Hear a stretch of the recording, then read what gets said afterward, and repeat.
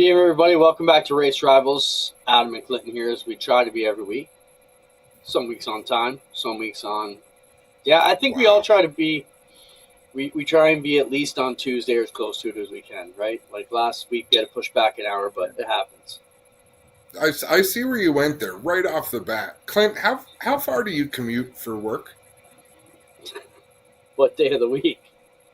Yeah, eat a whole bag of dicks.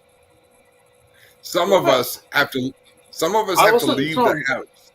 I wasn't throwing digs at you. I really wasn't. No, that was 100% dig. You started with the dig. You started strong.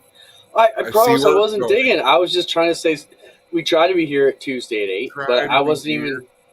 Oh, you're in a fighting mood? All right. I'm just saying. That's how it seemed. That's how it seemed to me.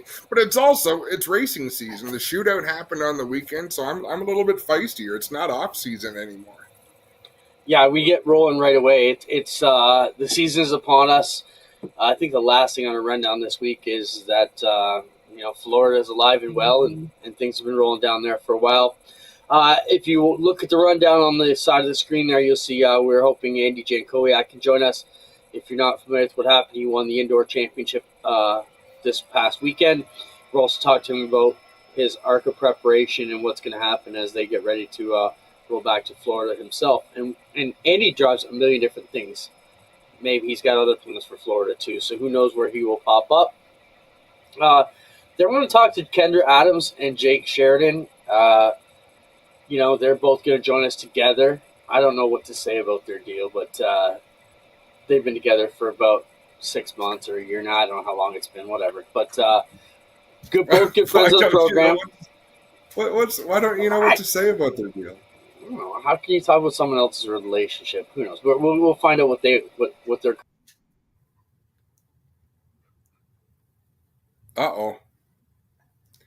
Is that so, Spencer? Did we lose Clinton? Okay. So Clinton will be back, but I absolutely love the face that he's stuck on. But we are going to talk to Kendra Adams, Jake Sheridan. We expect Andy J to be here a little bit sooner, and I'm looking forward to talking to Andy about there is no shorter a short track than an indoor track. It's you can't even explain if you've never seen it. You can't even put into words how small it is. And he went there and he won. And then he's going to go to the biggest of the big racetracks in the world in Daytona International Speedway, a super speedway, 2.5 miles, and showcase a completely separate set of skills. So pretty cool that he does that. Pretty cool that he's versatile enough to jump out of one type of race car, jump into another kind. If you've got Flow Racing, and if you've got Dirt Vision, there's been plenty of racing to watch. I've got Volusia on in the background. They're throwing some highlights from last night because they just finished qualifying, and tonight's features will be up fairly soon. Clint, welcome back. Thanks, man. I got a bad connection on my camera or something. Spencer, all new gear this week. Let's order it. We both need new cameras. Adam needs a ring light, like he accused me of having, which I don't have. I just look better than you naturally. It's okay. Yeah, I can accept that.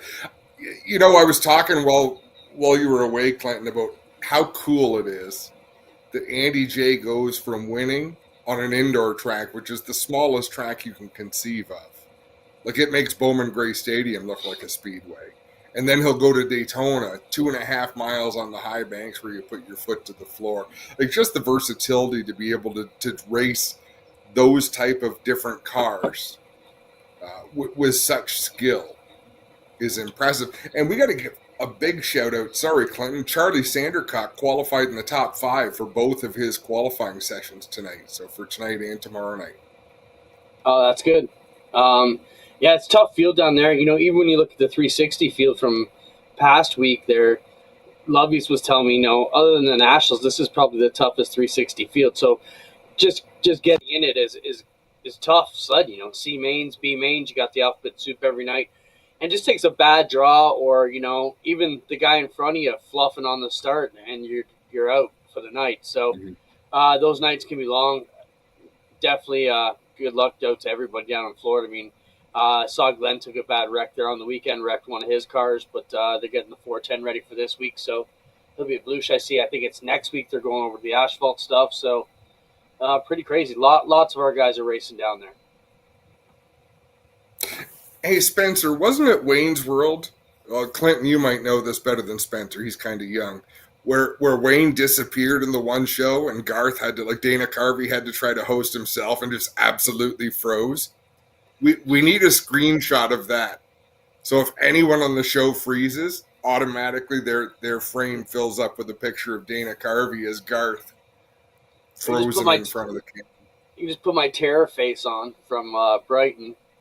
Yeah. No, listen, that needs to die a friendly death. All right, while we try and hook up with Andy Jankowiak, I spoke to him today, sent him an email, not sure if I just sent him a text there. How about let's jump into some of the photos, Spencer, that I dropped. Here's the segment I want to start, Adam. Photo drop. We find some cool pictures each week, just cool conversation pieces. What do you got, Spencer? Show us some of the photos we got sent in this week. All right, so look at it. This is Batman's slot car set in the Batcave. Okay, look, you got Alfred playing there. You got Batman and Robin going at it. What a setup for your home track! Isn't that a badass slot car set? That's pretty fabulous. Who do you think wins that one? Alfred, Batman, Robin? What's the ant's name? I can't remember. I'm not that big of a Batman fan. No, same here. I mean, Batman had to win. Friend, what was the ant's name? I think that was her name. I think she was an ant. All right, let's see what the next one is. Okay, do you know the story behind this picture, Adam? I do not. Started circulating last week. This is apparently Jack Hewitt's selection of race cars back in the heyday. To me, this is like putting your 4 race cars on Sauble Falls, which you and I both love near Sauble Speedway. Now, right. This is insane. And even Spencer said, holy shit, that's real? And in today's vision of AI, you don't really know what's real. But they wheeled these 4 cars out in this flat part of this waterfall here. And rumor has they almost lost the midget over the side. And apparently one of the Hewitt crews got a thing. Yeah, unbelievable. We got to get someone who can verify the story behind setting up that photo. Pretty crazy, though. You know, and not surprising it's Jack Hewitt behind it. But apparently that's about a few miles from where his shop is. And they wanted to take the cars out there for a picture. That was pretty badass. What else we got, Spencer? Adam, what do you think about this? This isn't well known, but President Trump signed an executive order last week that said no 4-wide salute shall be performed for any races under $10,000. Do you agree or disagree with the Commander-in-Chief?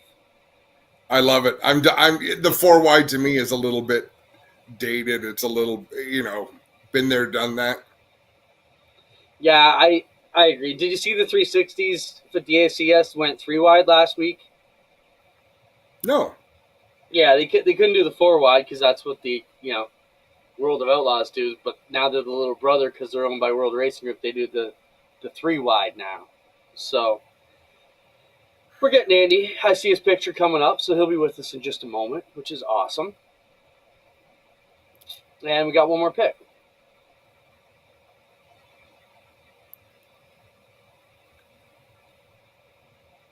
What in God's name are we looking at? Well, that's the hot dog cooker that they used to use back in the day. That's when in someone's trousers. I said that through. Well, it's no secret here that this crew likes to eat on the road. I like to cook for the boys. And Spencer and Dan are on like IV of hot dogs constantly. So every time I see a funny hot dog cooker, I have to send it to him. He said, "What the hell's that?" I said, "Well, you said I had to cook the hot dogs, but you didn't say how I had to cook the hot dogs." So said that or pass them through the mouse hole in the front. All right, let's get Andy Jankowiak on us. Did you say mouse hole? Yes, the mouse hole. Just making sure. Andy, Is welcome that to the program, man. What up? I'm off my indoor diet. you're supposed to deliver those things, not eat them? I'm actually very upset. I'm in North Carolina. We're getting the car ready for Daytona, and he wanted to DoorDash a pizza in, and like DoorDash and the pizza, it's like, you know, the Uber to taxi cab drivers. Like, we hate them; they're taking our jobs. But we couldn't find a place that was local that would deliver down here, so we had DoorDash. So I'm committing pizza delivery sin right now by eating this. Well, let's talk about it. Is the pizza as good down there as it is in New York? No, no, not at all. But That's- I go on a pretty strict diet for indoors, so having, you know, I work in a pizza place. I don't think I've eaten pizza in a while. So had a milkshake yesterday, so that was kind of cool. So first time in a couple months, and eating a little food, putting a couple pounds back on, and feeling pretty good. How much weight can you cut? This year I lost about 12, 13 pounds. I have a number I like to get to that really gets my percentages pretty much exactly where I want them. But it's tough to get down there. I missed it by a couple pounds last year, but 2 years ago I was down to this weight, and this year is actually the lightest I've been since like 2013. So always do like final weigh-in right before Atlantic City to see what I got down to, and this year was 148. Spencer, let's show the pictures of the indoor midget cars, in case they're not familiar with what we're talking about. Andy, let's talk about this indoor series. You know, it seemed to have really grown. I mean, indoor racing has been around forever, but this kind of mini tour has been around maybe 5-10 years now. It's given a lot of your teams something to go for in the wintertime, puts up some good money, gets a fair bit of prestige. You know, why the indoor program, and what makes it important to you enough that you're, you know, taking it seriously by losing weight and seriously working on your percentages, as you say? You know, I got into it.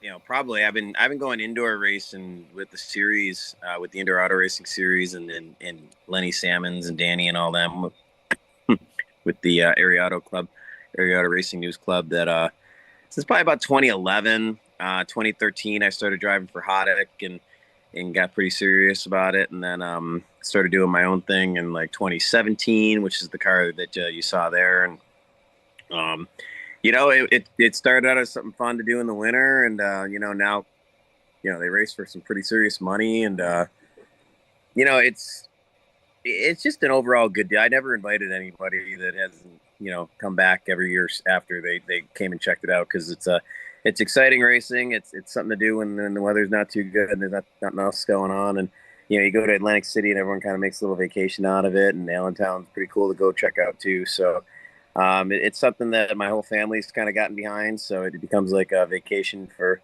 everybody, and a lot of the team members bring their wives, and it's just a lot of fun. Is there any skills that you have from indoor racing that'll translate to Daytona? Like, is there anything that you sharpen while you're racing indoors that'll come in handy? So the one thing that really does translate very well is just very, very quick decision making. Like when you're in a pack and you got to switch lanes or you got to move around, I mean, you got to be instantaneous. You got to be making the move before you think about making the move. And indoors is kind of the same way. So it definitely, you know, anytime you're in a race car, you're going to, you know, you can be tightening up your reflexes, and certainly the indoor racing, you know, we're turning 7-second laps, you know, trying to get around these little racetracks and make good decisions, and you know, playing with, you know, hitting marks within an inch, you know, every single lap, trying not to bounce off the wall, trying not to bounce off the guys around you, and you know, knowing when to be aggressive, when not to be aggressive, and restarts and everything else that we work on. It's you know, it's a mental exercise for sure. And I think anytime that you're doing stuff like that, and anytime you're behind the wheel, it's a positive thing for sure. And you're dominant here in the indoor, basically pavement stuff. Any thoughts about going to Chili Bowls that have been brought up for you guys since you've been so successful in the other indoor disciplines? Yeah, it's on my bucket list. It'll get done. right now I'm in NASCAR land right now, and I can only take so much time to focus on other things. Obviously this is the opportunity of a lifetime that I have here with Class Motorsports and everything that's going on, with the NASCAR deal and Andy Seiss and Kevin LaPierre and all the sponsors that are behind this thing. So this takes precedent, but I try to squeeze in some of the same stuff that we used to do, like the indoor stuff and all that. But I figure the Chili Bowl fits in somewhere, maybe after the NASCAR career, somewhere down the road. We'll I think because there's not a lot of rules, and I have an idea on something I think would work, but I might be 50 before I do it, but we'll get her done sooner or later. Hey, there's nothing wrong with that. Sammy Swindell was still winning down there in his 60s, so got lots of time. Yeah, no doubt, but definitely, between winter testing and we're going to Daytona in a couple weeks, and I really need to stop going to the Turkey Derby, but we've been going the past couple years. But when you start to really, put all them races in a row, we really don't have much of a break. So, we're certainly not looking for any more excitement right now. We're, like I say, most of my guys are volunteers and they got to figure out time off of work. And a lot of the guys that are going to the midget races with me are the same guys that are going to Daytona with me to help out. And like my Uncle Jake goes over the wall, and Ricky Hochter and Mark Buckley and Jimmy G and everyone back at the shop that, they kind of travel with both deals. So, I gotta pick my battles a little bit and especially with the travel and stuff like that. So, would love to get a third indoor race going again. We always used to have 3. Right now we only got 2, but, we got a lot of eggs in that basket for sure. So it'd be nice if they could add 1 more of those. That'd be about perfect.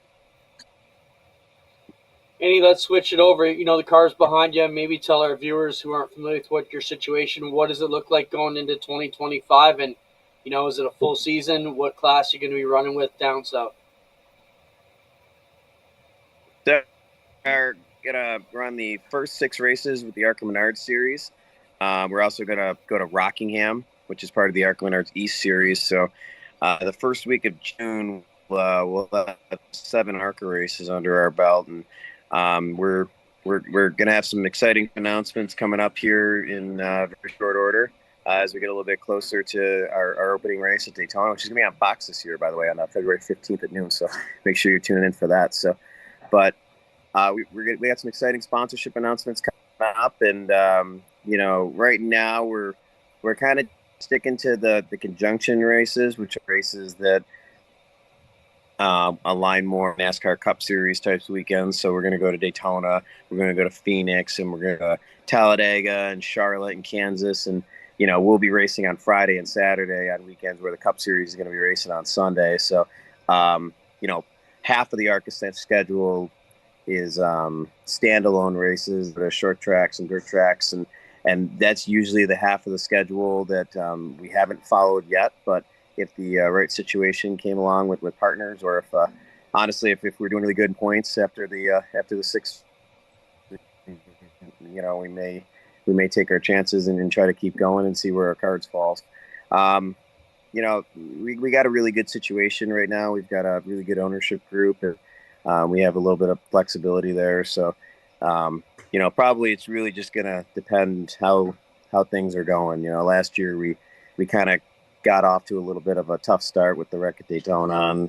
We got a flat tire on the first lap at Phoenix, and we had a fuel pump issue running 4th at Talladega late in the race. And we kind of had the same plan last year, but we all kind of came to the same consensus that it probably, we were a little bit too far back in the points to really make a good run at it. And it didn't make sense to throw a bunch of money at something that didn't seem to be working out. So, if we can string some good races together, maybe, we're sitting on the TV a little bit more, get us a little bit more sponsorship attention, and then who knows where we go from there. So, we're prepared to go either way. And, if it's if it turns into a partial ARCA season, we'll mix in some extra modified races to kind of over the summer there. So we'll be racing either way. So we'll definitely be staying busy.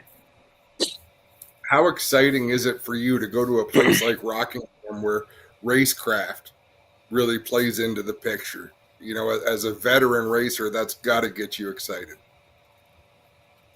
Oh yeah, just seeing as a student of the history of the sport, the importance of rocking, how many years that track was on the series schedule, and being in North Carolina, racetrack like that, seeing it come back just personally is cool, and being able to be a part of that opening weekend is going to be really special for sure. So definitely a bucket list track I always wanted to get to. I grew up in the 90s. I was an Earnhardt fan, and I always took an interest in the history of the sport. So, seeing come back and be able to, say that I got to turn some laps there and compete there is something I'm for sure looking forward to. That's going to be the big new one this year. Last year we had a couple new tracks. Every year, we've been doing this. I've been able to go to see a couple new tracks, and this year Rockingham's going to be the new track. So, there's a certain excitement around that for sure for me. Just going to see a new place and taking it all in, and enjoying this experience that I'm having with ARCA and NASCAR and everything else that's going on. Andy, those who follow your social media know you had a wild night Saturday after picking up the championship, then made it down to Bowman Gray. So I don't think you got much sleep. Looked like you had a good seat. We were kind of comparing it, Adam and I, as we talked about it. It almost looked like it would race similar to an indoor midget race. The cars are big, it's tight, it's small. What was your perception or your feelings of the clash at Bowman Gray, seeing it firsthand? Yeah, so we were in the third row. It was wild, man. It's things I never thought I'd live. Things you thought we forgot about 30 years ago. Just fans are just like leaning on the catch fence, like 6 feet away, are slapping the catch fence under green while cars are going by. Just at a Cup Series race, it was.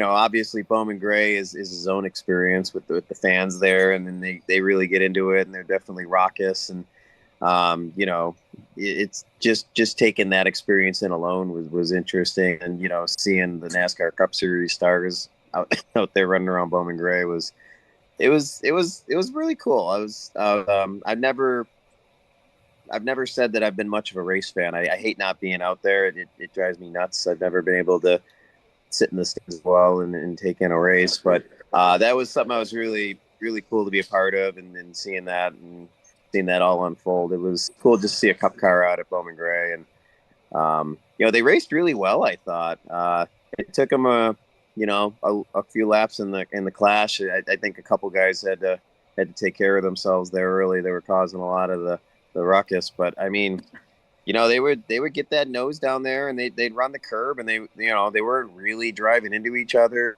so bad at the end. Maybe a little contact here and there to get the guy off the track, but they were basically running side by side, and the guy on the outside, could really choke off the guy's exit and get a good launch down the straightaway there. So it was great racing. Got pretty cold at the end. I was feeling okay while I was there, but I think the last 2 days I've been feeling like my butt's kicked a little bit here. So I think the whole weekend, and then going down there and on 2 hours of sleep and sitting in the cold all day, it's starting to catch up with me a little bit. A little bit of a cough going on here, so have to sleep this off for a couple more days most likely. I'm sure you'll be good by the time you get to the Florida sunshine. I've got one name in my mind from watching the shootout. Was there anyone who you watched that you have a newfound respect for with what they did in Bowman Gray? Certainly Ryan Blaney charging through the field. But everyone, you can say what you want. No one likes him, but I've come to be a Denny Hamlin fan the past few years. Just watching, I've enjoyed his story, and he got to chase Elliott, and there was points where he had a faster car, and he never really roughed him up. He kept doing that high entry crossover and just kind of waiting for Chase to slip, and he finally got him. So it was really, he worked him over for a good 10, 12 laps until he got him, and I don't think I ever really saw him put the bumper to him, even when he got underneath him. He just ran his line and kind of beat him in that first segment there. So, he came up a little short there in the end, but I was definitely pulling for him. But, all those guys, for a small racetrack like that, it probably could have been a lot worse than it was. And I thought everyone that, especially in the 200 lap segment, I thought they raced really well. Right on, Andy. We'll let you get back to your pizza. We appreciate your time today. Best of luck at Daytona. We'd love to have you back on here as a Daytona winner. All right, let's do it. All right, Andy. Thank you. Andy Jankowiak, one of the best stars in the Northeast. One of the most genuine guys we got too, Adam. Yeah, he's a good dude. He's a real racer. Clinton, was there anyone that you watched that you thought, wow, that's impressive? Okay, the one thing I did wonder about, did Blaney game the field? Because he wasn't running all that bad. Started dead last, saved his equipment. His car had the least laps out of anybody, I think. And then he rolls right up through it. So, I don't know. Yeah, he was and they did a good job on TV showing where he was so fast, getting back to the throttle. But for some reason, for me, watching Chris Buescher execute a short track and just some of the restarts he had there, ultimately not a factor when things were done. Something about watching him, I thought, man, it's real pretty to watch. Let's speak of our next guest, who's also pretty. Jake, you're so pretty. Kendra, you're all right too. Welcome to the show, guys. Thanks for joining us. We've got to see you guys both race a lot. For our viewers that don't know, both late model racers. Kendra, been doing it at Sunset for a while and venturing out on the tour this year. Jake, as we know, has been knocking down some great runs on the tour for the past few years. Welcome to the program, guys. Thanks for joining us here on a Tuesday. Yeah, thanks for having us. Yeah, thanks, guys. Appreciate it. Okay, first thing, Adam, awesome. They got to move each other's side for the titles. No, just kidding. I'm just kidding. We know who you are. Oh, that's Adam, take it away. People will figure it out, I'm sure. Kendra, so I just saw on social media you announced your plans for this year. I was pleasantly surprised. Talk about what you've got going on. Yeah, so we decided this year, probably late December, we're finally going to make that jump and go APC racing this year full time. And it's going to be a huge adjustment for our team, but we're really excited. Me and my dad have been racing late models since 2017 together, and I've been racing since 2013 now. So it'll be a really big difference for our team. But watching the Sheridans in the past couple of years, and what it really takes in their program last year, I was like, okay, this is going to be a lot, but it's something that I would feel my career was incomplete without attempting. So we're going to do that this year, and hopefully we finish all the races and have some good finishes along the way. Kind of just as a follow-up to that before we get to Jake, what tracks got you most concerned? Is there somewhere you feel great outside of Sunset, maybe the plus minus? Where are you feeling good about? Where are you worried about going into the APC Tour? I'm most nervous, I'd say, probably for Delaware, just because it's so much different. It's so big. But I know that Peterborough, I'm probably most looking forward to Peterborough just because everybody raves about how much fun it is. So although it's, I think, going to be a pretty taxing track as a driver, it'll be really, really fun. So I'm most nervous for Delaware, and I'm most excited for Peterborough. Interesting. I would have thought it was Flamboro would make you nervous, just the tight confines. But as you said, you went on the road, you saw it all. Jake, if you've given Kendra all of the advice you can possibly give on how to expect anything and everything in the APC series? Oh yeah, absolutely. We totally go through all together as much as we can, but really just kind of go through as it comes. And all you can really do is just hit the first race of the tour, just like I did in my first year, and just hit the first race of the tour and go in with no real expectations, just kind of see how it works out. Obviously, Flamboro got some of those tight tracks for sure. The racing is maybe a little bit different, but Delaware, there's a lot going on as a driver. all the time, whether you're racing or by yourself, and just two different ends, really different. So, yeah, it'll be a learning curve for sure. But I mean, she's proved herself the last 2 years at Sunset for sure, and this past year in the pro, rookie of the year and third in points is that's a big feat no matter where you're racing or what you're doing. So, I think she'll do just fine, and we'll give her all the help we can. And obviously, it's super exciting for her, and super excited she gets to travel around a little bit and see how it goes. Jake, what can you tell us about your 2025 season behind the wheel for yourself? Yeah, I'm excited. It's funny because I'm excited. There's not really a whole lot to tell yet. We're just gonna kind of wing it. We've really dedicated ourselves to the APC series in the last couple of years, which has been a huge part of my life.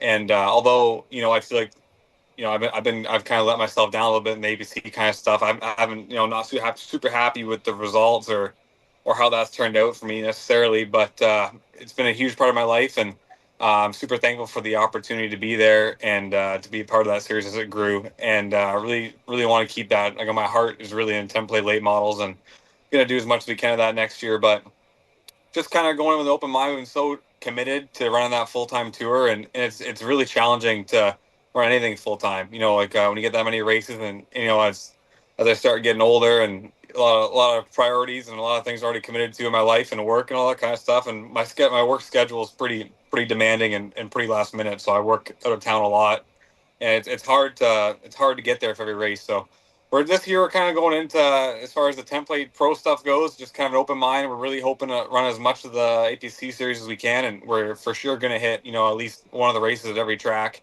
and kind of see how that plays out, and try and see if we can find some more funding to run full time there if possible. But really, really excited to kind of announce, I guess we'll do it here for the first time. We're gonna go do some outlaw super late model racing, so which is pretty cool. It's something I've done a couple times in the past, but always been really, really excited for, and wanted to do.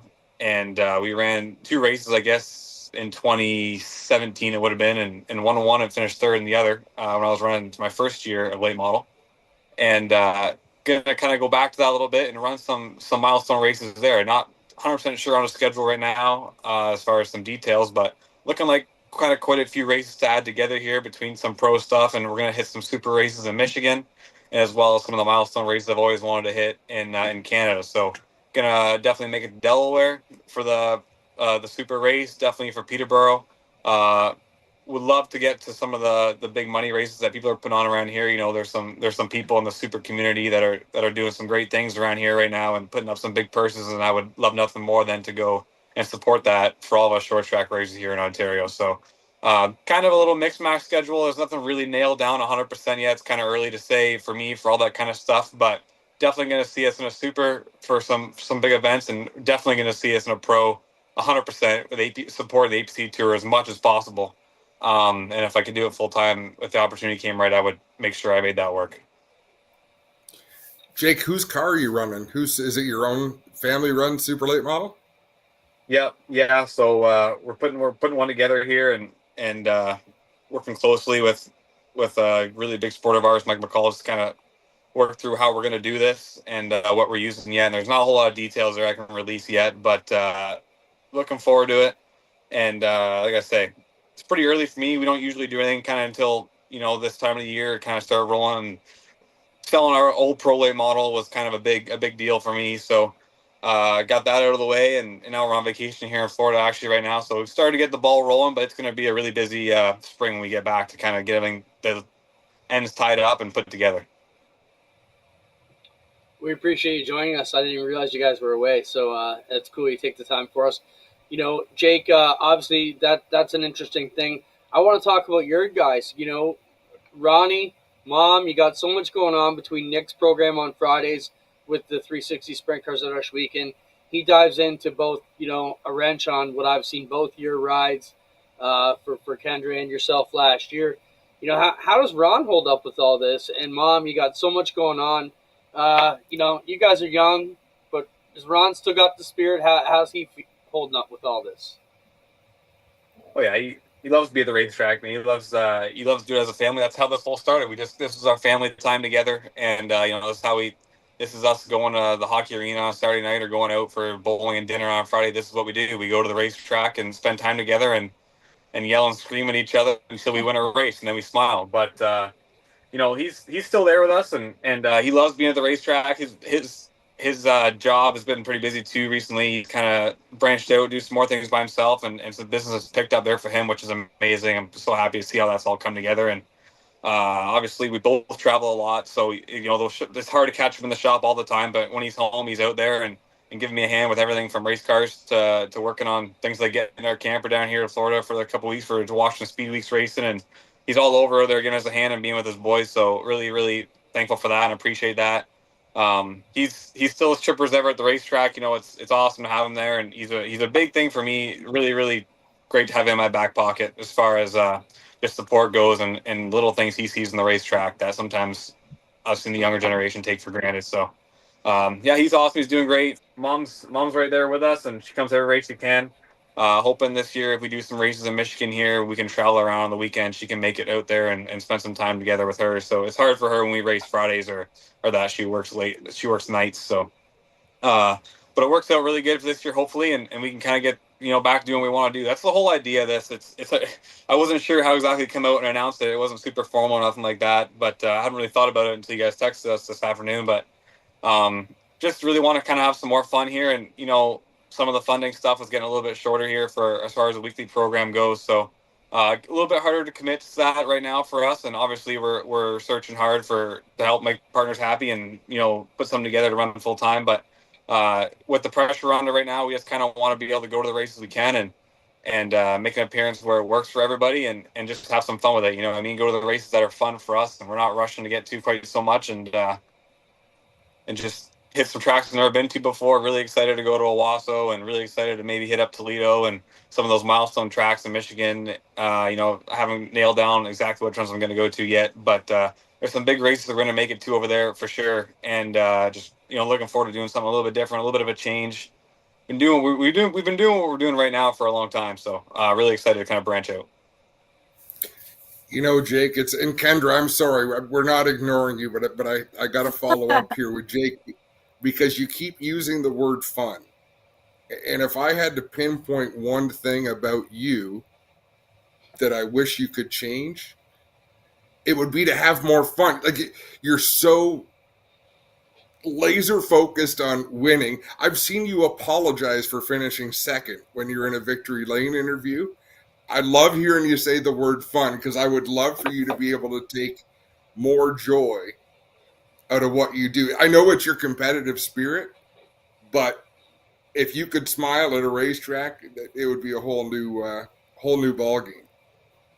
Well, there's no doubt it's been getting to be a little bit of a problem that way. It's just it's hard to explain just how much pressure you get put under in the APC series. All you do is compare yourself to people that maybe it's not fair to compare yourself to. And we came in with a little bit under the gun for last year, and I'm disappointed. I'm disappointed it hasn't worked out the way I feel like it should have for us in the last couple of years. Maybe not just last year, but a few years. We came in with some good race cars and some new equipment, and ran up front a lot and had a lot of really crappy things happen. So I'm disappointed with it, and I think that's kind of the deal. I keep coming back and keep trying, because I think it's going to be different. It don't seem to be changing. So I really, really like to be there, and my heart to not series so much, and they do such a great job. It's hard not to come back. They promote things so well, and they do such a great program from coming back weekly. Like their weekly program and the tire rewards and all that kind of stuff they do is phenomenal, and the TV coverage is phenomenal. That's what's so attractive about that series. And if they didn't do such a great job, I wouldn't be sitting here wishing I was back full time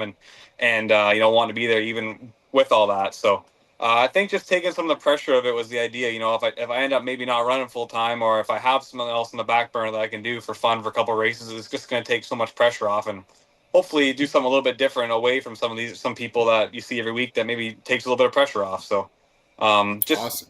Kind of maturing a lot behind the wheel and just branching out. Kendrick, I laughed because that was going to be my next question. Is Jake more intense or less intense away from the track as he is at the track? Because to see these guys. But what's the biggest thing, your association with the Sheridan? Because you had a pretty good family team already. But, what's the biggest thing they're helping you get better with? Is it coaching in the car? Is it better help in the pits? Kendra. So how? I guess the question is, how has the association with Jake and his crew helped your team? Honestly, I think absolutely everything has been so helpful, but the organization and just knowing actually what goes into a successful program has been really helpful for us because people don't really share how much work it is. They say, oh, it's hard work. Oh, it's a lot of money. Okay, well, what are you doing? And they've really brought me into their world, and I'm seeing, okay, this is what you're doing every week, and this is what you're doing at the racetrack, and this is what it takes. But I realized very quickly this year in the pro late model for the first year that I actually have no idea what I'm doing. At least that's how it feels. It was humbling as a driver this year, and Jake really helped me get more comfortable racing and driving, you know, the best race, as opposed to just doing what the car can do. I mean, I think that all great drivers get more than the car will give out of it, and I don't think that I've reached that level quite yet. I think I'm definitely pushing it, but I think I was just okay. I'm gonna drive the best as the car will do, and that's not gonna get you very great results in the APC series. So he's really helped with that. But yeah, him and Nick and Ron have really helped with the different setups and different options that we have when it comes to mechanically. And I just wanted to touch back as well on the fun thing is you guys don't get to see after the races. It's a completely different vibe. Like Jake is completely different, his family's different. We do a lot of camping, Jake, myself, and both sets of our parents, and then Nick as well, and we're really blessed with the group of people we have and have so much fun. We're actually all down here in Florida, and that's what makes racing for us so much fun. Yeah, it's definitely been fun that way. Dad, it's been a great addition for me to have Kendra with me and with between my family and obviously having her dad, Brennan, spotting for me all the time in the APC series. But we're gonna have some conflicts coming up this year for sure as far as the spotter goes. But to be able to do those things with the racetrack, camp every weekend and camp here, bring everybody together, obviously with both our families, Kendra's mom and dad, Kelly and Brennan, and my family, and especially with Nick, who I'm so close with, has been a big part of that fun aspect. No, that's awesome, and I apologize if my question was offside. I'm a big fan of yours, Jake. Oh, it's not offside. It's completely true. It's honestly, you think, wow, he's a passionate, serious guy, and it doesn't get less passionate. He's passionate in everything he does. He just gets a little bit less serious when it's not, 10 a.m. to 10 p.m. Saturday night. No. I go back to that one night when a couple years back when I think someone put the wrong fuel in the car, and Nick was all calm, and Jake was ready to tear the whole car apart. And Nick's like, "Don't worry, we'll figure it out," and end up coming back to a decent night. Hey, everybody loves the Sheridans. What a great crew you got, top to bottom there. And Kendra, we wish you all the best too. It's great to have good personalities like you guys, great people out on the tour. It makes us promoting it and putting the broadcast out there a lot more fun for us to have some great characters to play off of, and we appreciate everything you bring. So thanks so much, and we appreciate you joining us on your vacation. No problem. Thanks for having us. Yeah, thanks so much, guys. It was awesome. It was fun. Awesome. See you guys. I'm excited now. As we start to see the momentum build for the APC series, which we're covering again on Racing America, which is exciting, and Rev TV Canada. So that's it's fun, man. The series is brings so much excitement to me for a guy who was a dirt guy his whole life. It's really I love going to the APC races. I look forward to them. God, it's a blast. It's a different pace show than a dirt show. It's a ton of fun. I love the fact that Jake wants to go do some milestone races. You look at Scott Steckley, Jake Sheridan, Trayton Lapsevich. Junior Hanley never would have been Junior Hanley had he not traveled. Right? He couldn't have made it to the legend that he is had he not gone all over the place and won races. So I think it's really, really cool that we've got some standout Ontario talents traveling around and bringing a good name to Southern Ontario racing. And Glenn Stiers is leading the UMP feature right now at Volusia. Oh, wow. when you look at how that series, Adam, like during COVID, it was in trouble because without some savior sponsors to pay those large purses that a super late model purse here in Ontario costs, like why were this 360 strong? Because we had guys like Dan Anacoke and Jason Hill and Glenn Stiers and Korpak and Pinty's at the time, Tony Spiteri getting behind to buoyant those purses and keep it alive because Don Spees couldn't afford to pay those purses for the sprint cars. Nothing against Don, but it just did not make any monetary sense whatsoever from a business perspective without those savior dollars. So I think bringing Jake Sheridan, J.R. Fitzpatrick back into that series, those types of things are going to add more prowess to the whole deal. So pretty cool. Let's jump into another guy from the West. Will Marche is going to join us now from Buxton Speedway to talk about their upcoming winter enduro. Will, welcome back to the program. We have a big race coming up February 22nd. Tell us what you got planned. And Spencer, roll those flyers for Will. Yes, sir. Thank you first for having us on. We really appreciate it. We have a first Buxton Blizzard coming up on February 22nd. We're really excited, honestly. We're gearing up for it. We have a 75 lapper ready. We have the blind race or bag race, whatever you'd rather call it. And we're going to have a one-lap eliminator race, kind of like the old school King of the Hill style race. Oh, man, that sounds... When you first came on, we've got a little preview window, Will, at the bottom of our screen. So when I first saw you, it was an all-white backdrop. I thought, is he outside? Is he standing in the snow to promote this thing? I thought you're really going all in for it. It does kind of look like that. I wish I could say there was that much snow, but...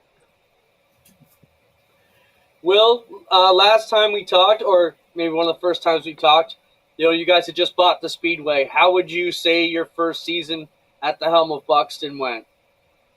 Oh, it was, definitely a handful in the sense that we learned a lot. It was more than we were expecting coming from the drainage world into owning a racetrack. But it was honestly a great time. We had a lot of fun throughout the season. We thankfully were able to slowly learn on what we needed to do, what was working and what wasn't working. And, definitely throughout the year, we're scratching our head a couple of times on what we get ourselves into kind of thing. But at the end of the day, we're grateful for it and grateful for the opportunity that is in front of us. And we just kind of really want to just keep putting what we learned into the next season. And it's one of those things where even with the banquet that we just had, it was our first time ever hosting a banquet, my third banquet my entire life. And it was, so it's all those little things where, you're hoping it goes a lot smoother than it does. But some things obviously are going to always pop up and you just got to kind of work on having it better next year. No, that's the attitude you need to take. What gave you the idea to run a winter enduro? We love racing, and it was just too many months in between. That's really, my dad and I were just sitting there just talking about it, and we're like, shoot, if we're this into it, then there's got to be other guys into it. So we just kind of, guys and girls into it, and so we kind of decided, let's just put it out there and see who wants to come race. How's the response been, and is registration already open? How can people get in touch with you guys to get involved? Yes, sir. Registration is open on Buxton Speedway's website, as well as through our Facebook links and stuff like that. It's been a great feedback so far from any winter event. Really, everyone's down for willing to do the snowmobile races, to the enduro races, all that kind of stuff. And it's definitely things that we're looking forward and into in the long run. The snowmobile races are all those kind of events we know we're going to be a little more, complex. So we're going to have to look into that in the future and see how we can exactly make those things work. But for just our first year, we want to just kind of start off with the enduro race and get some momentum going. So we're going to have some enduro races throughout the season as well. So it's one of those things where we kind of want to see some good, fun, cheap classes kind of just keep being able to stay alive. Because, as everybody knows nowadays, things are getting more and more tight. So any way we can help out kind of thing, we just really want to try to make it a little easier on guys. Yeah, Will. Well, thanks for joining us. Adam, you got something else? I just read the payouts. I absolutely love it. $2,500 to win. Anybody else, whatever, you put a couple dollars in your pocket. But all that matters is winning. This is a fun sounding event. I wonder if I can get down there on the 22nd. How winterproof is your facility?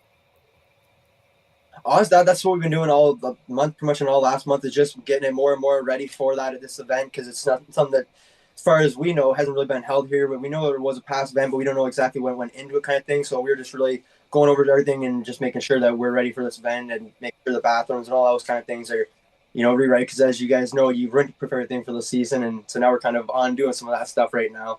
But overall, it's just kind of the same thing. Been a little learning curve in the sense of we didn't really know what all going to it until we got a little close to it, and then we kind of could see what would actually happen. And same with even just weather-wise, being able to track would have 2 feet of snow, where if it was going to be dirt, we didn't really know what was going to be coming, kind of thing. Yeah, that's the other concern. You never know whether you're going to have frozen ground. Is it going to turn to mud? We've seen it all at Ransomville's hangover enduro back in the day, Adam. We wish you best with this. We'll, hey, anytime we can get cars going in the right direction, even in the winter, is exciting. So appreciate that. You'll have to jump in and let us know how it runs back after you get it done.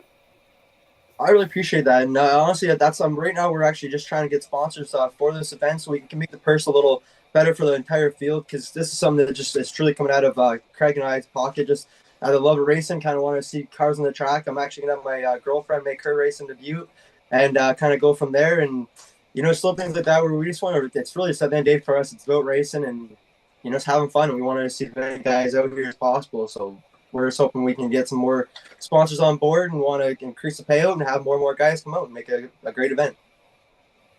I have a feeling you'll have people step forward when the time comes for you. You got to do it, and they'll show up. So congratulations and good luck, Will. Always good to talk to you. Your positivity is infectious. I get that from you. Ah. Thanks a lot, Will. Will Marche from Buxton Speedway getting ready to go their big winter event. And 2 to go. Well, white flag's out for Glenn now. 2 to go. I'm seeing Adam. He looks like he might get this one done here. Hey, don't give up the ending. I'm about 40 seconds off. He's going to win. He's out by a ton. They won't do a victory lane interview until after the next feature. Yeah. Let's not so give the announcers, Jake. He has been hanging the ass end out of this car. If you're not watching on Dirt Vision alongside of us, yeah, here he comes off 4, though. Glenn's going to do it. Congratulations, boss man, picking up a win at Volusia.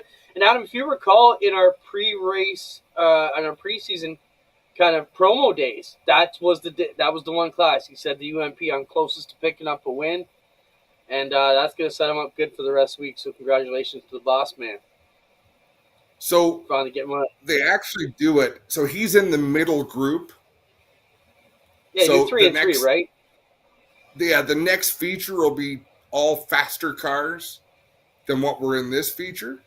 But even still, to win a race, he's going to get himself a gator, get himself some publicity. We should be off the air by the time it comes time for his victory lane interview. I can only imagine Chantarelli has jumped over the fence by now.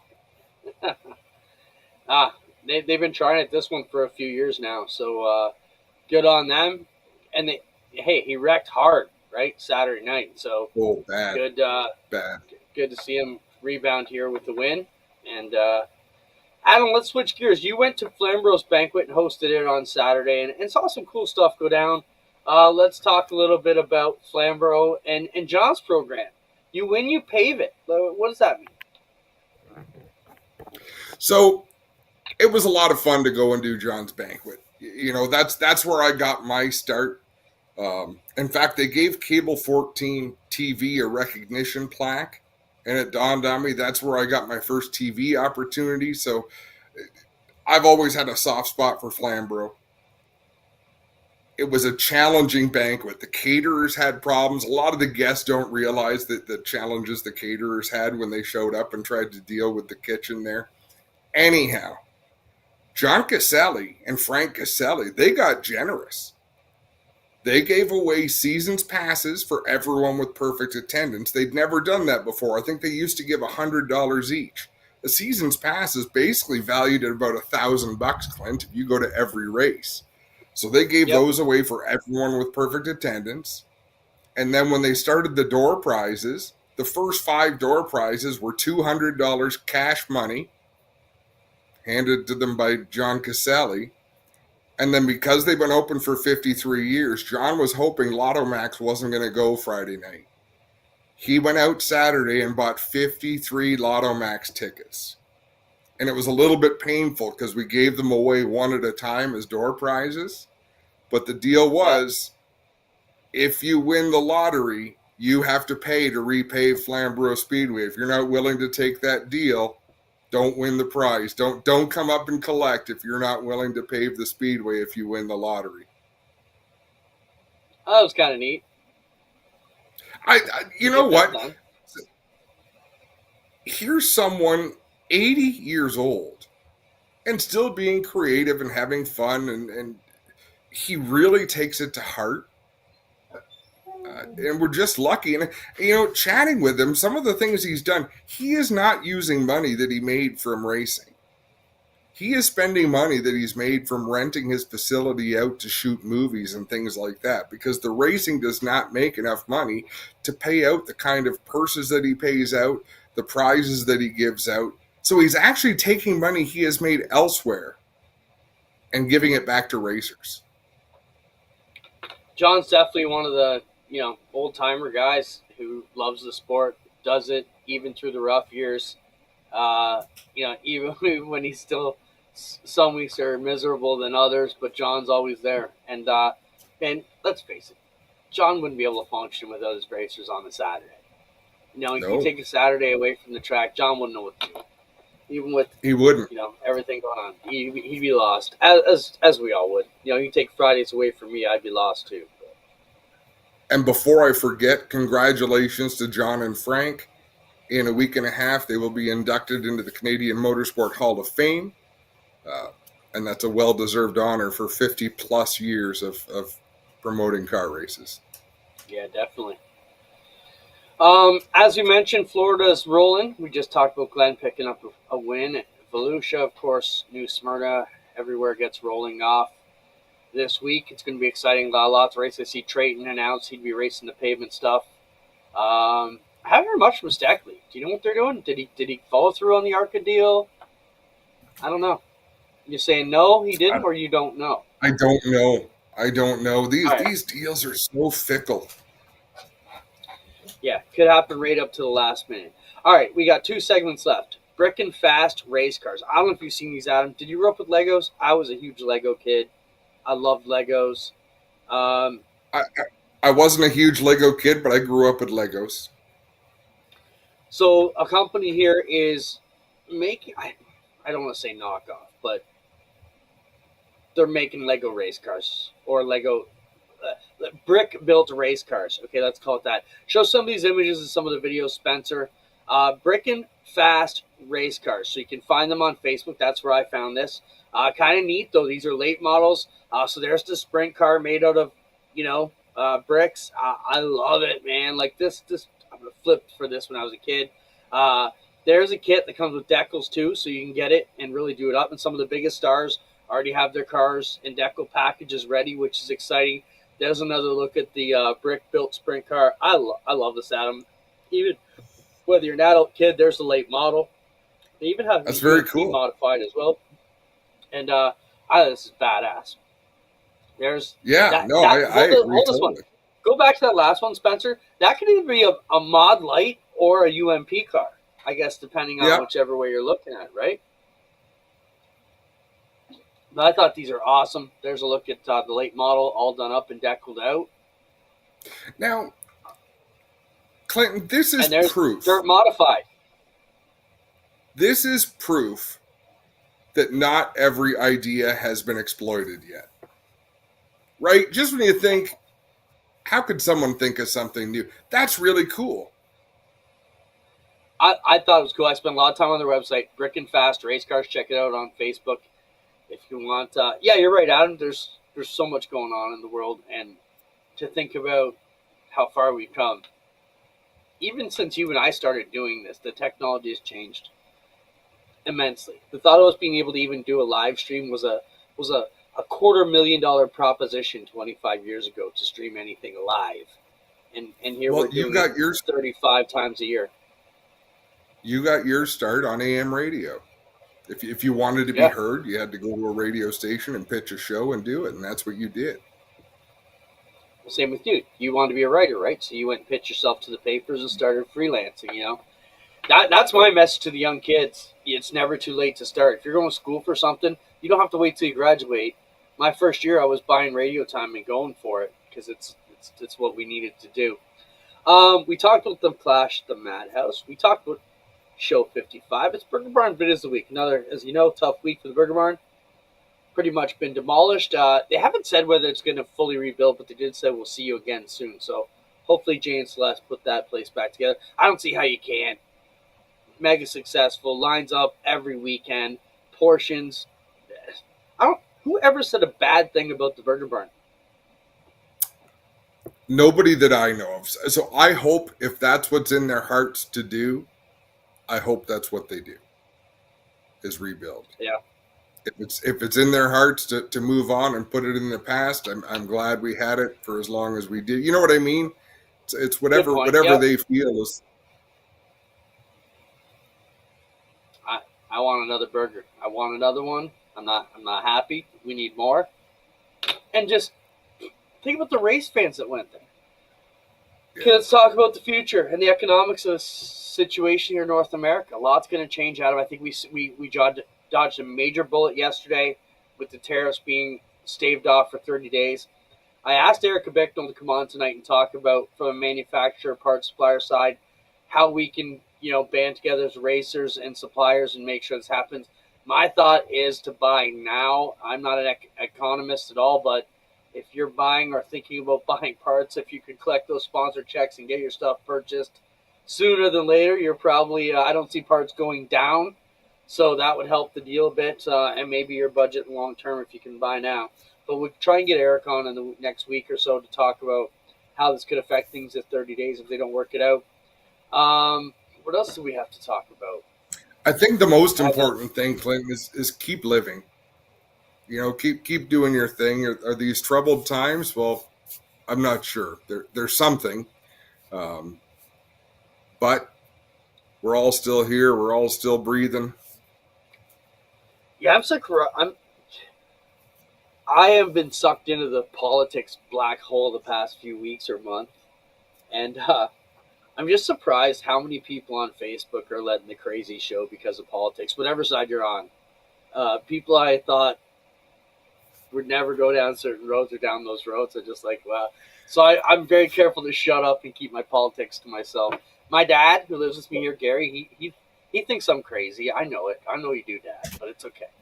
I'll be the tinfoil one in the house. Here's the problem I have. Clint, I don't care who you're going to vote for. I care who I'm going to vote for, and I care that you get to vote for whoever you want. I can disagree with you. You and I have very different political views. That's fine. That is what is wrong with the world right now. It's so everybody else is not wrong. Everybody else just might have a different opinion than you do. Like a president was democratically elected in the United States. Is what it is. They did everything by the book. That's what happened. And now people want to cry different fouls. I just think it's crazy how it's treated. Okay, so I have a Fire Stick TV package, right? So I have all the news channels.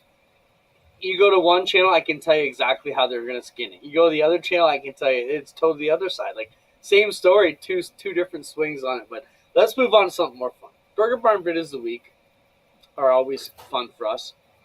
Don't forget, Petro Plus Travel Stop is open still for fuel, and the convenience store right there beside the Burger Barn. So stop in and get some fuel if you can't fuel the belly. Here's your Burger Barn Videos of the Week in no particular order.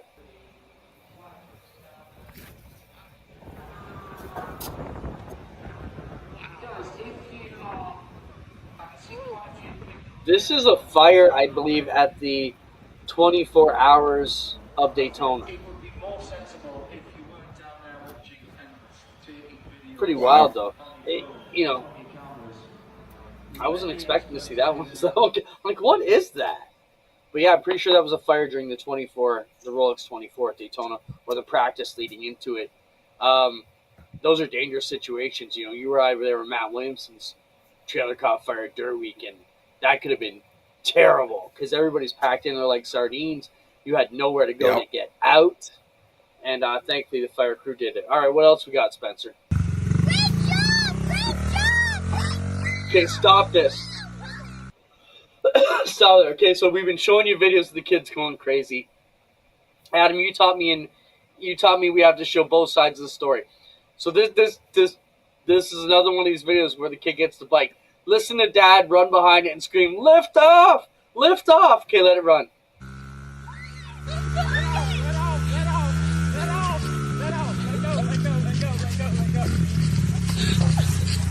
So here's a happy ending. The kid listened to dad today, didn't go smash his fence. But watch when dad looks at the camera again, how happy he is. Proud of the kid, but also proud that he didn't hit a tree or nothing. Dad's like, oh man, we survived, Mom. Because you know Mom was going to have something to say about that. Like, the one we showed last week where he went through the gate, that kid's never getting out of the house without a helmet the rest of his life. Mom's going to helicopter that kid to death. All right, what else we got? I had to show a happy ending, though. Honda. Okay. Super. Listen to this little kid. It knows all the car brands just by pointing. And I watched this a few times, Adam. You tell me this is bullshit. But I was quite impressed by this kid. What is that? Kia. No, what is that? Honda. Chevy. Hey, back that up. Volkswagen. Probably gonna start over. Honda. Chevy. Was that a Honda or a Hyundai? Volkswagen. No, what is that? It's a Honda, the Chevy. Okay. Watch again from the start for Adam. Okay, go play it, Spence. Honda. Subaru. What is that? Kia. No, what is that? Honda. Chevy. Volkswagen. No, what is that? Honda. Volkswagen. Kia. Honda. What do you think of that? That's impressive. Like, even to know all the symbols is one, but at some cars I'm looking, the kid's not even at the back of the car to really look at it yet. I don't know. Oh, that was cool. All right, what else we got? Are we getting too Homemade kart racing. This is where I want you, big man. I'll steer. You're the weight. Let's go. Wow.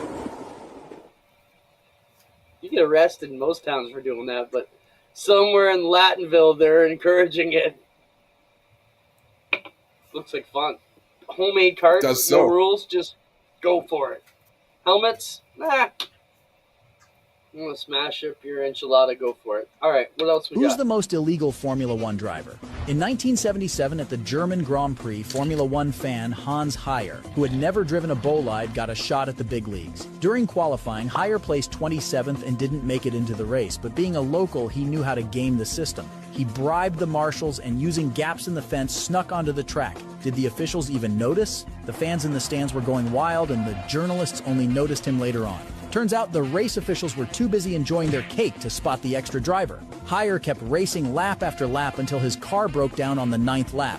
Only then did the officials realize what was happening. Heyer became the first and only driver to be disqualified, not qualify, and did not finish for the same event, even though he officially wasn't even in it. He got a DNS, a DNQ, and a DNF, and wasn't even registered for the starting grid. Oh, that's back fabulous. Before transponders, right? Everybody had their own score. You were responsible for your own car. Can you imagine me on Dave Huntsinger at the end of the night? How am I supposed to pay this guy? He wasn't even supposed to be in the race. Yeah, pretty wild. All right, what else? Is there any more, Spencer? See, I thought we were getting too cheesy. And that all brought it back to perspective. All right, two more.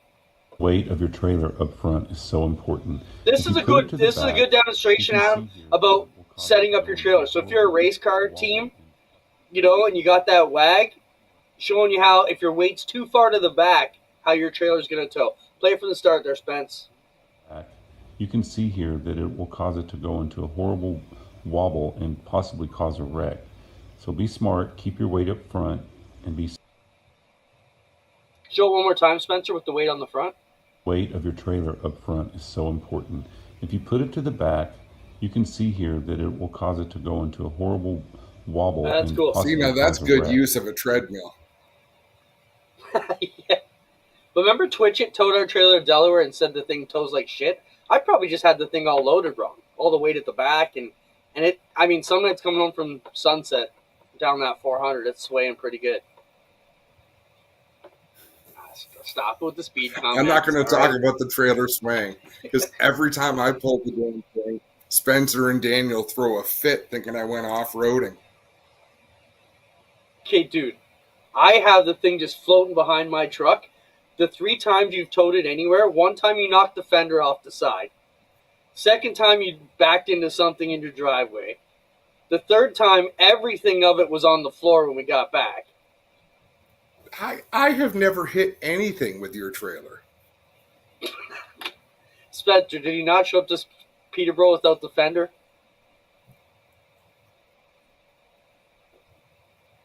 What did I do to the He floor? remembers the floor. I covered it with everything. You made it the shelves, he said. Tell it with your Tesla. No, I will say this. I don't even pretend to say I take it easy on that trailer. And somehow it comes out looking good. You look at it, everything goes to shit. All right, let's look at our last Burger Barn video of the week. Okay, watch the heel toe talent on this guy. This is what your heel toe, clutch, brake. Look at that. He's on the brake and the gas. Like, that tap dance is unbelievable. Play it again and watch how he's on the brake and the clutch and using the throttle with the heel of his right foot. Right here. Hits the revs, gets the revs back up. It's really, one more time, Spence.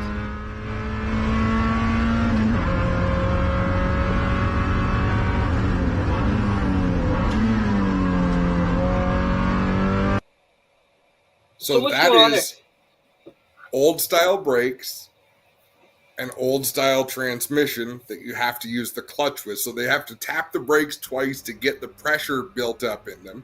So he'll shift, and you'll see him tap the brake pedal twice. That's just to get enough pressure, because next time he touches the brakes, he's stomping on it. But even to me, the talent and the dexterity out in between the left and right foot, because you think about that. Your clutch, you're pounding it all the way in as hard and as fast as you can. The brake, you're typically applying a medium pressure depending on the situation. The gas, you're throttled down. So to be able to, take that throttle foot back, just even start with the clutch, the tap on the brake to build the pressure, then to come back to the gas, just enough on the heel to rev up the engine a bit. So it's just amazing talent in the foot box there, and you don't get to see that too often. I just thought, man, that's some impression. That shows why guys like Ron Fellows, and Allmendigger and these guys can just excel so good on these road courses in some of the NASCAR races, because that's the kind of stuff you're seeing them do that they've been doing on these road courses forever. So, I'm out of breath. I saw a video not long ago where Ricky Rudd found one of his old race cars, and he was talking about the heel toe skill that they had to use back then. It was just really interesting. Some of the dance they had to do with their feet to make things happen. Pretty awesome show here. I want to thank our guests, Andy Jankowiak, Kendra Adams, Jake Sheridan, Will Marche. Appreciate everybody stopping by. Appreciate everybody hanging out with us. We're overtime. 15%, 25% overtime. Tariffs already on the show for 25% for Spencer. I appreciate everybody hanging out. Adam, it's good to be back. I feel like we're getting towards racing season. Send a shout out to Glenn and the GSR crew. I'm picking up a win. That's huge for them. And we'll move on to it. Good show.